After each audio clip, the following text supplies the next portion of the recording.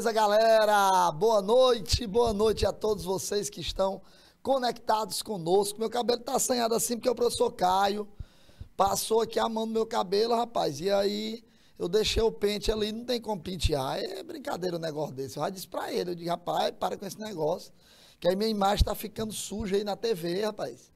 O pessoal não acredita, pensa até que a gente não tem cabelo, entendeu?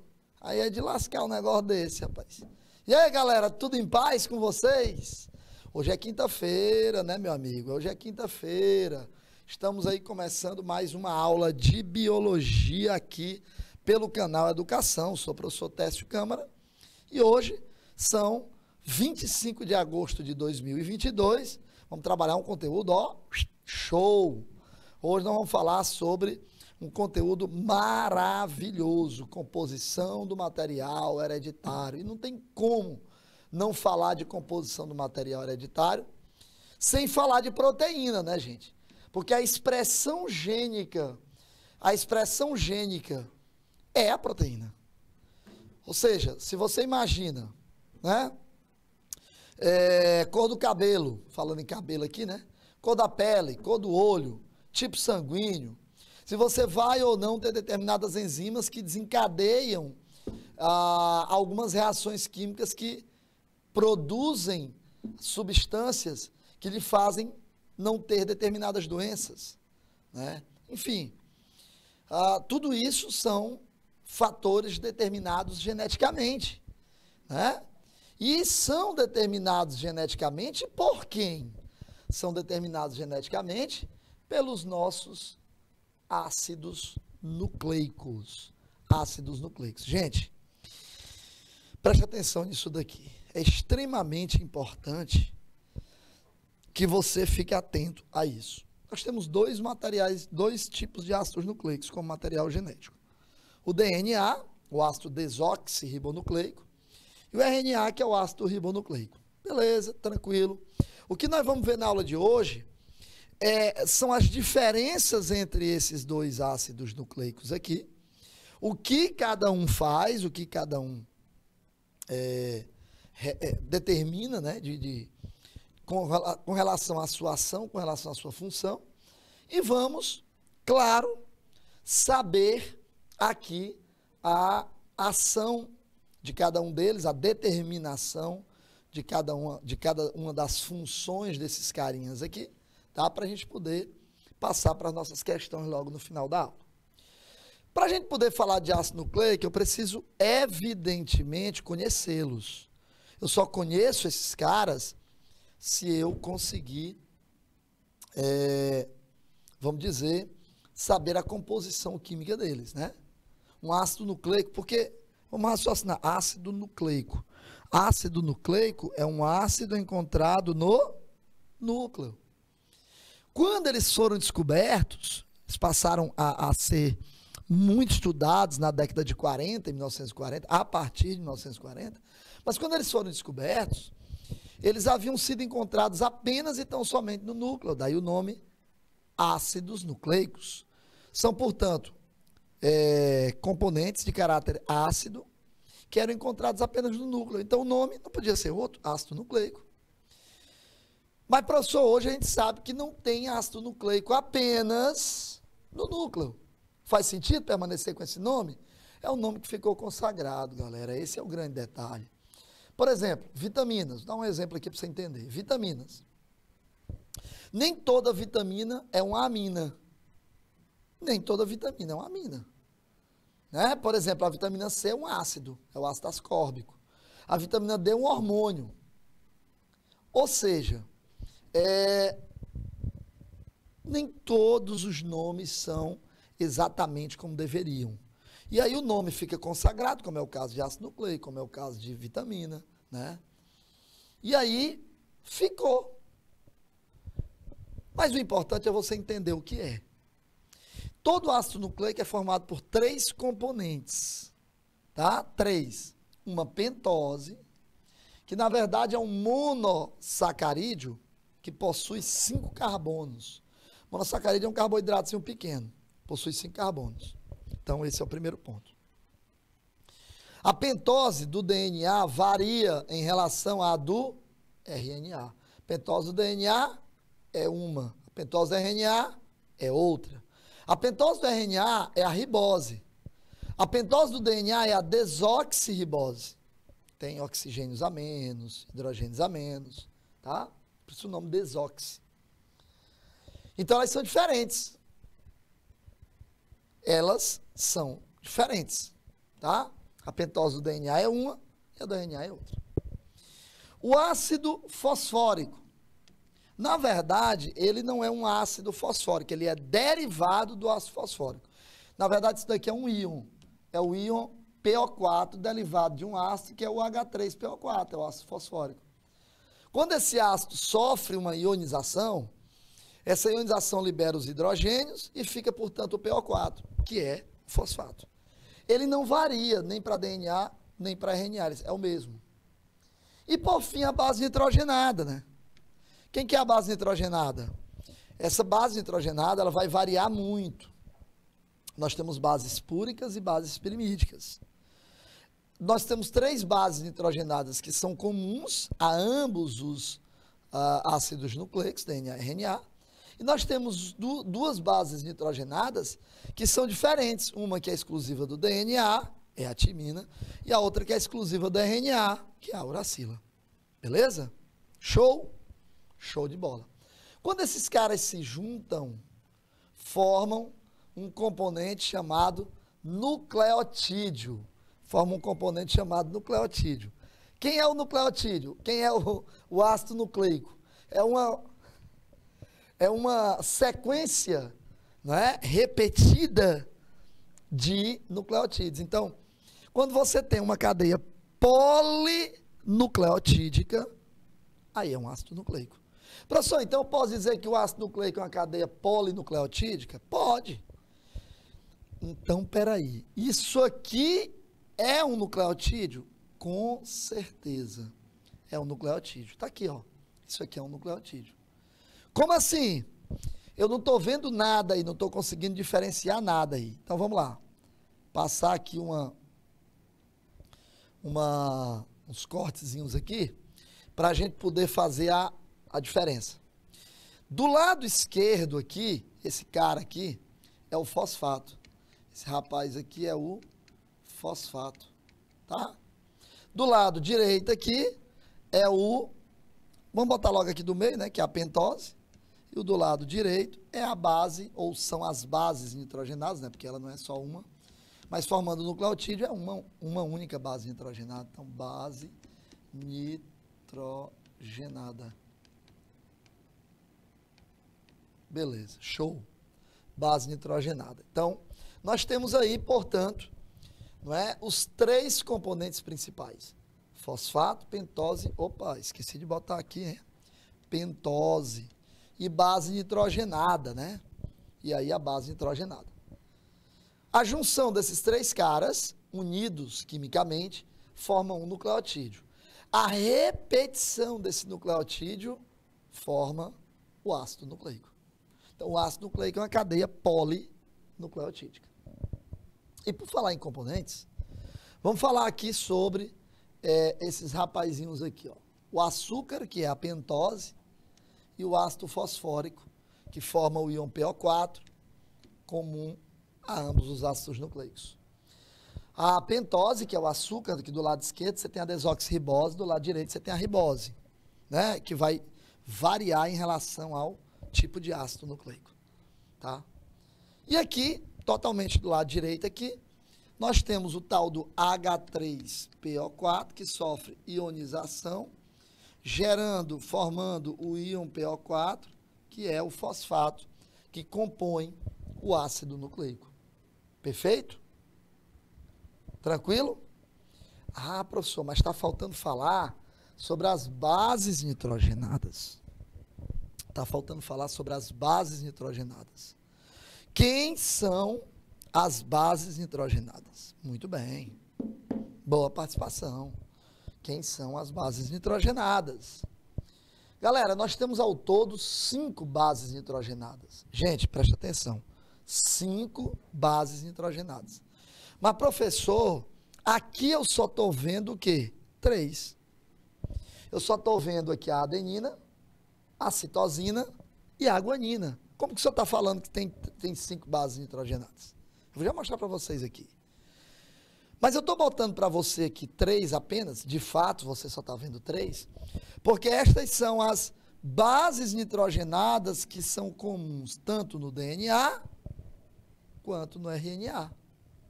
DNA, RNA, são os mesmos. Ou seja, em todo ácido nucleico, não importa qual seja esse ácido nucleico, se DNA, se RNA, eu vou encontrar obrigatoriamente adenina, citosina e guanina. Isso daí não muda. Aí nós temos 2 bases púricas, a adenina e a guanina. E temos uma base pirimídica. A outra, que eu vou já mostrar como faz a ligação dupla, ligação tripla, é a citosina, que é uma base pirimídica. Está faltando 2 outras bases pirimídicas, né, professor? Sim. A do DNA, que é exclusiva dele, que é a timina, e a do RNA, que também é exclusiva dele, que é a uracila. Você não vai encontrar timina no RNA, assim também como não vai encontrar uracila no DNA. Então, você não tem timina no RNA, mas também não tem uracila no DNA. Toda vez que você pegar uma sequência de bases nitrogenadas, ou de nucleotídeo que seja, e encontrar ali uracila, parou, é RNA. Quando você pegar uma sequência de bases nitrogenadas, ou de nucleotídeos, conforme você esteja analisando, e encontrar timina, só pode ser DNA. Só pode ser DNA. Beleza? Vamos ver isso aqui? As bases nitrogenadas? Não é? Vamos lá? Então, deixa eu destacar isso daqui para você. Olha só, aqui eu tenho base púrica e aqui eu tenho base pirimídica. Pronto. Base púrica, base pirimídica. Tá aí, você tá vendo? Legalzinho, né? Bom, o que são bases púricas? O que são bases púricas? São bases que apresentam como principal substância a purina. Então, a substância aí é a purina. Base púrica tem como principal substância purina. Tá? A purina vai gerar 2 tipos de bases nitrogenadas. A adenina e a guanina. A adenina é uma base nitrogenada, tanto a adenina quanto a guanina são bases nitrogenadas que apresentam 2 anéis carbônicos.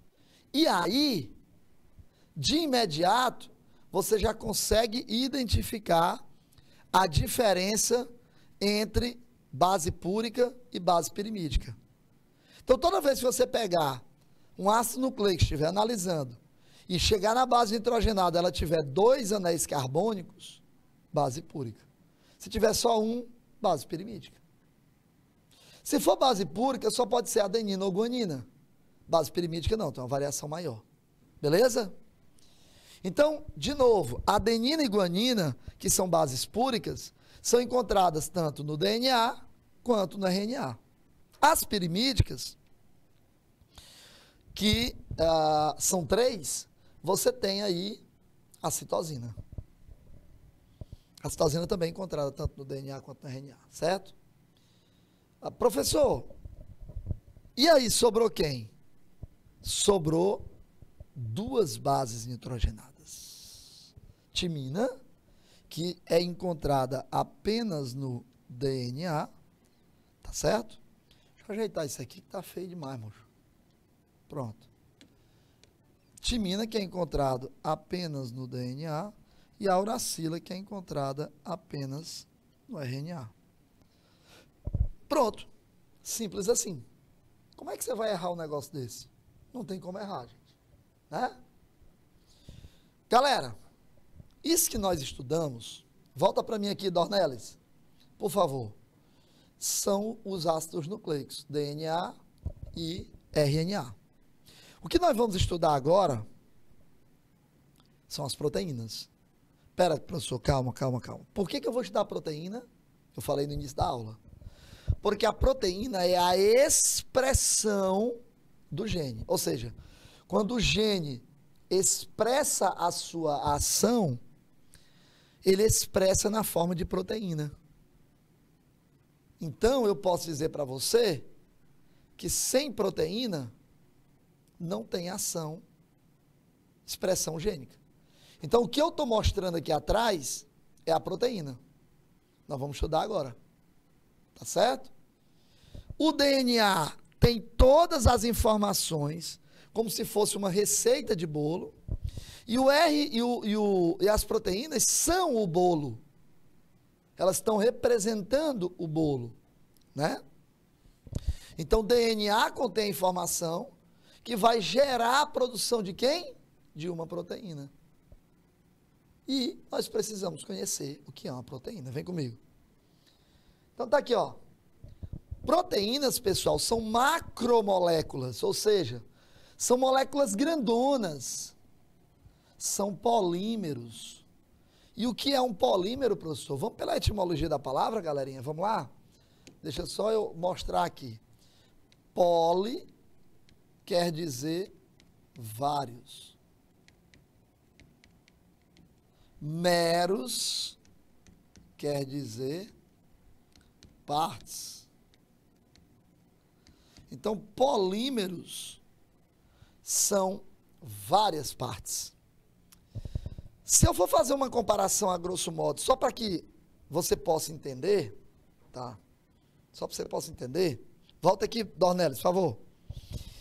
Aqui, atrás de mim aqui, tem uma parede, né? Ah, não, mas a coisa mais linda do mundo, isso aqui é um papel de parede, gente. Atrás desse papel de parede, colado na parede, tem um reboco. Atrás do reboco tem os tijolos. A grosso modo, eu poderia dizer que proteínas estão representadas aqui pela parede. Porque é um polímero. Mas esse polímero, ele é feito de monômeros. O polímero é feito de monômeros. Quem que são esses monômeros? Esses monômeros são os tijolos que estão aqui atrás, ó. Então, polímero é a parede, monômeros são os tijolos. Polímero é a proteína e os monômeros são os aminoácidos. Então,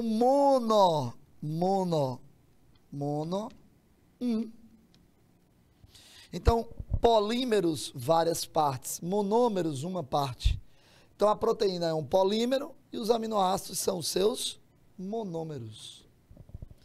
Para que serve, gente, uma proteína? Hã? Isso daí é importante. É muito importante. Para que serve uma proteína? Gente, proteínas são fundamentais para qualquer ser vivo. Até mesmo os vírus. Os vírus... Ah, mas o vírus não é considerado ser vivo, não. Tá, tudo bem. Ele só pode ser considerado ser vivo, né, por suas características de seres vivos, apenas quando, e somente quando, estão parasitando uma célula. São parasitas intracelulares obrigatórios. Então, isso significa que, obrigatoriamente, para que ele possa manifestar a característica de um ser vivo, ele tem que estar parasitando uma célula. Porque quando eles estão fora da célula, em qualquer que seja a sua forma, inclusive inativa, ele não manifesta nenhuma característica de ser vivo. Show? Toda manifestação genética é dada por meio de proteínas. Olha aí essa informação que eu estava falando desde o início da aula. Quer dizer, um gene, nós temos uma teoria chamada um gene, uma proteína. Essa teoria teve uma modificaçãozinha, um gene, uma enzima e uma proteína. É mais ou menos por aí. Beleza? Grande parte dos processos orgânicos são mediados por proteínas, ou seja, por enzimas. E aí, sem proteínas, eu poderia chegar ao cúmulo de dizer que não existiria nenhum outro ser vivo. Beleza? E realmente é, né? Não tem como. Eu disse a vocês agora há pouco que proteínas são polímeros e que existem os seus monômeros. As proteínas são os polímeros e os monômeros delas são os aminoácidos. Acontece, meu jovem, que existe aminoácido de todo tipo. Deixa eu voltar aqui, desculpa, apertei sem querer. Existe aminoácido de todo tipo. De dois tipos, basicamente, né? Mas, quanto à sua classificação. Aminoácidos nós chamamos de essenciais e aminoácidos que nós chamamos de naturais. Os aminoácidos naturais são aqueles que você produz. A nossa célula, as nossas células, o nosso corpo produz aminoácidos. Não todos, evidentemente, são 20. Nós não produzimos todos, tá? Então, aminoácido natural são aqueles que o nosso organismo produz. Simples assim. Mas existem também os aminoácidos essenciais. Opa, peraí, calma. Aminoácido natural eu produzo. Essencial não? Não. Eles têm esse nome porque, apesar de não serem produzidos por nós necessitamos deles para fazer as nossas proteínas. Aí vem uma pergunta. Professor, eu adoro filé, eu adoro picanha, eu adoro isso, eu adoro aquilo, carne tal, grelhada não sei aonde, papapá, ppp. Filhinho, deixa eu te falar uma coisa. É mesmo muito bom. Aliás, é excelente. Só que tem um detalhe. As proteínas do boi só servem para o boi. As proteínas do frango só servem para o frango. As proteínas, do peixe só servem para o peixe. Mas lá tem proteínas que para eles são naturais, mas que para nós são essenciais. E que eu preciso comer, portanto, para adquiri-las e formar as minhas proteínas. Show? E qual é a importância delas então? Gente, aí tem muitas funções que eu já falei para vocês nesse mesmo slide. Mas eu preciso conhecer quem são esses monômeros, né? Os monômeros da proteína ou das proteínas são os aminoácidos. São os aminoácidos. Isso aqui é o grupamento amina e esse aqui é o grupamento ácido. Isso aqui é um ácido carboxílico. C-O-O-H. Ei, professor, e quem é esse R aqui? Porque o C é carbono, o H é hidrogênio, o O é oxigênio, o N é nitrogênio, e esse R eu não conheço, não. O R, na verdade, gente, é um radical, está representando um radical. Para que serve esse radical? Para mostrar como o carbono é tetravalente, faz 4 ligações, ó. Esse carbono aqui central, ele está sendo ligado com esse outro carbono, com esse nitrogênio, com esse hidrogênio. Opa, tem um ligante aqui que não está sendo utilizado. Tá? Tá ligando com o R, mas o R não é átomo. Então, esse R eu posso substituir desde um hidrogênio, o hidrogênio formando, portanto, uma amina, uma glicina, que é um aminoácido muito simples, sim, ele tem amina, claro. Ou até mesmo um composto carbônico bem grande, formando outros aminoácidos, glicina, histidina, valina, leucina, isoleucina, ácido aspartico, ácido glutâmico, né? São os aminoácidos. Tranquilo? Muito bem. Eu disse a você que o aminoácido é um monômero proteico, né? É um monômero de um polímero, que é a proteína. Esse monômero, como eu disse, eles podem ser essenciais ou não essenciais. Naturais é a mesma coisa. Repetindo, naturais são aqueles que eu produzo, essenciais são aqueles que eu preciso adquirir na minha alimentação. Do contrário, eu vou ter problema. Show de bola? Então, nós precisamos de absolutamente todos esses aminoácidos para que eu possa produzir minhas proteínas. Porque vai ter proteína minha que terá determinado aminoácido que ele é essencial e como eu não produzo, eu tenho que adquirir da minha alimentação. Não tem outra saída. Por isso é importante. E como eu formo essas proteínas juntando aminoácidos? Através de ligações químicas, chamadas de ligações peptídicas. Ligação peptídica é toda e qualquer ligação entre dois aminoácidos, pegando parte do grupamento amina de um deles e parte do grupamento ácido do outro aminoácido, formando, liberando uma molécula de água. Está aqui a água. sendo formado, olha isso. Tá? Tranquilo? Agora, claro que uma proteína não é formada por 2 aminoácidos, né, gente? Não é formada. Uma proteína, para eu dizer, isso aqui é uma proteína, ela tem o quê? 60, 70, 80 ou mais aminoácidos ligados. Então, isso aqui é no máximo um dipeptídeo, tá? Mas não pode ser chamado de proteína. E agora eu quero saber o que foi que você aprendeu dessa aula de hoje. Para isso, eu trouxe umas questõezinhas, olha aqui. Vou pedir sua participação, hein? Eu vou pedir sua participação. Vamos para elas? Vem comigo. Assinala a alternativa incorreta. Incorreta em relação a quê, professor? Incorreta em relação a ácidos nucleicos. Depois nós vamos trabalhar as proteínas. Questões sobre proteínas, ainda na aula de hoje.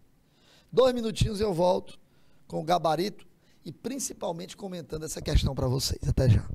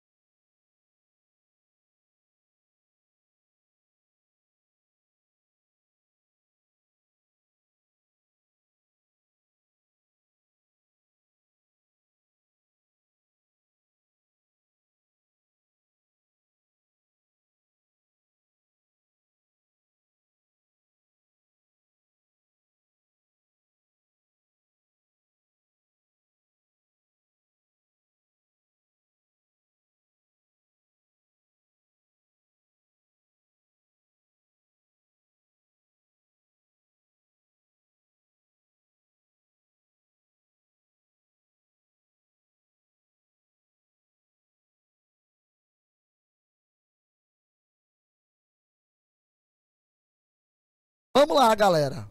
Se você colocou como gabarito letra E, acertou.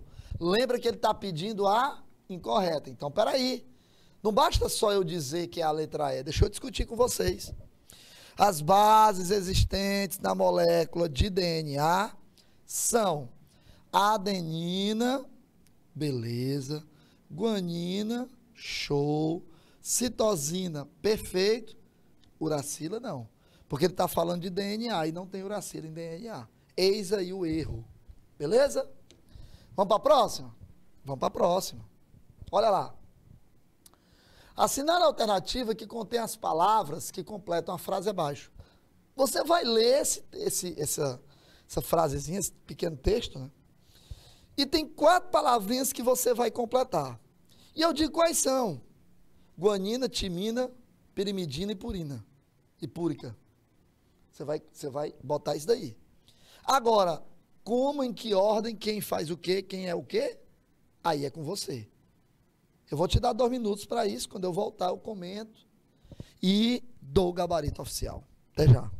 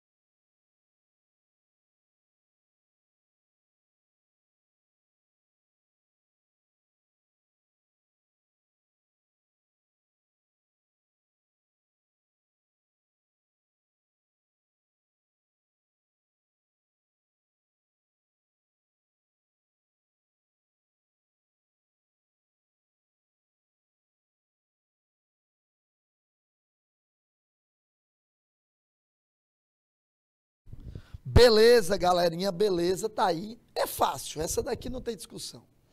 Adenina alguma coisa. Ele está dizendo logo em seguida, é óbvio que se está faltando guanina e timina, só pode ser guanina e timina. Agora, é guanina e timina ou é timina e guanina? Opa! Como é que eu vou saber? As duas primeiras possuem um duplo anel. Se possui duplo anel, é base púrica. Base púrica é adenina e guanina. Já tem adenina, então está faltando guanina. Citosina e, obviamente, timina, não tem nem o que discutir. Aí, claro, ele diz, e derivam, né, de uma substância chamada purina, porque são bases púricas. Então, deriva de purina, letra A, é, portanto, o gabarito correto. Vamos para 3? Vamos para 3. As proteínas são essenciais para todos os seres vivos, uma vez que desempenham funções extremamente importantes. Marca a alternativa que não indica uma função das proteínas. Gente, eu quero destacar isso, ó. Não indica. Beleza? Não indica. 2 minutinhos e eu volto para comentar essa questão com vocês. Até já.